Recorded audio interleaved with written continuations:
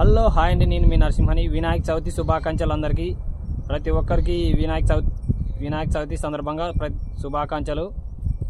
ప్రతి ఒక్కరి లైఫ్లో ప్రతి సంవత్సరం ఏదో ఒకటి అద్భుతం జరుగుతుంది. అద్భుతం జరిగితేనే మనకి లైఫ్ సెటిల్ అయిపోతుంది. ఈ సంవత్సరం కూడా అందరికీ బాగా జరగాలి, మంచి జరగాలని కోరుకుంటున్నాం మీ నరసింహని. రేపు వచ్చే సంవత్సరం కూడా ఇలాగే ఉండాలంటే మీరు బాగా అద్భుతంగా జరగాలి. అంటే మీరు బాగుండాలి. మీరు బాగున్నప్పుడు మీకు అన్నీ అద్భుతంగా జరుగుతాయి. ప్రతి ఒక్కరికి వినాయక సందర్భంగా మీ ఊర్లో ఎన్ని వినాయకులు నిలబెట్టారో ఒకసారి నాకు కామెంట్ ద్వారా తెలియజేయండి. మా గ్రామంలో అయితే దాదాపు 20 లోపు ఉండొచ్చు. ఈ సంవత్సరం అయితే తగ్గినాయి. పోయిన సంవత్సరం అయితే 20 ఉండే. మీరు అందరూ బాగుండాలి. మీతో పాటు ప్రతి ఒక్కరు బాగుంటేనే అందరూ బాగున్నట్ట. రైతులు కూడా బాగుండాలి. రైతులు బాగుంటేనే, ముఖ్యంగా నేను రైతులు బాగుండాలి ఎందుకంటున్నా అంటే రైతు కష్టపడితేనే మనకి ఖచ్చితంగా నోట్లోకి గుట్టికడి మెతుకులు వేయేది. అందుకే రైతులే బాగుండాలంటున్నానని కాదు, ప్రతి ఒక్కరు బాగుండాలి. కాకపోతే రైతులు బాగుండాలి. రైతు కుటుంబాల్లో ఆనందం ఉంటేనే మనకు. దయచేసి అర్థం చేసుకొని మీరు బాగుండకూడదని కాదు, అందరూ బాగుండాలి.